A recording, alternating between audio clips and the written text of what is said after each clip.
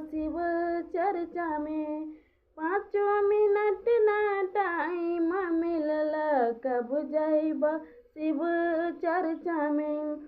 गोतनों के हम लैहर पठेबै तब जइबै शिव चर्चा में। गोतनों के हम लैहर पठेबै तब जइबै हम चर्चा में।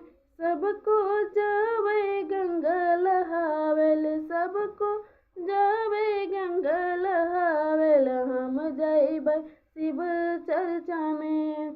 सबको जावे गंगा लहावेल, हम जइबै शिव चर्चा में।